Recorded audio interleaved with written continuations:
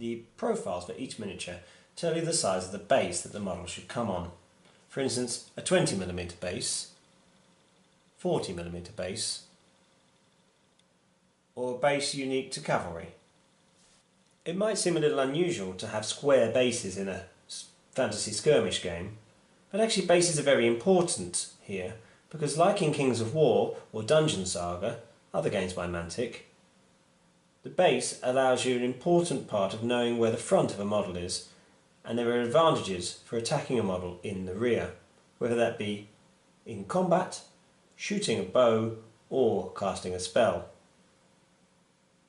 In all cases, the rear arc is determined by the very back of the base. So on this 20mm model, anything from this point backwards is in the rear arc.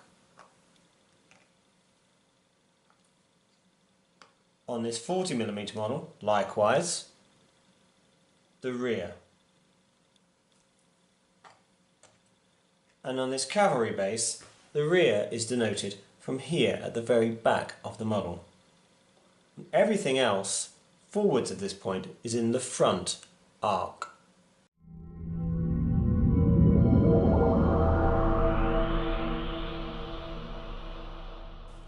Much as in Kings of War, line of sight is important in Kings of War Vanguard.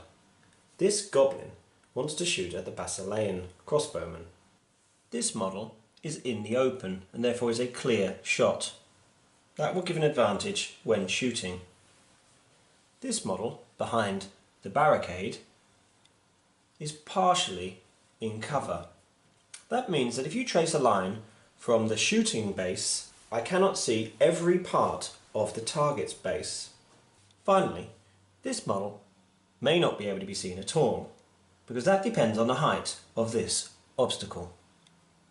If the height of this obstacle is less than either the target or the firer, then the target is partially blocked line of sight. However, if this obstacle is of the same height or higher than both of the models, both the target and the shooter, then line of sight would be blocked and you would not be able to take the shot.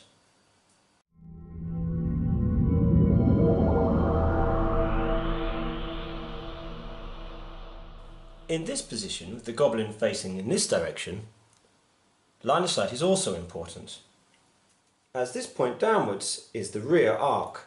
Therefore, this Basilean crossbowman would not be able to be targeted.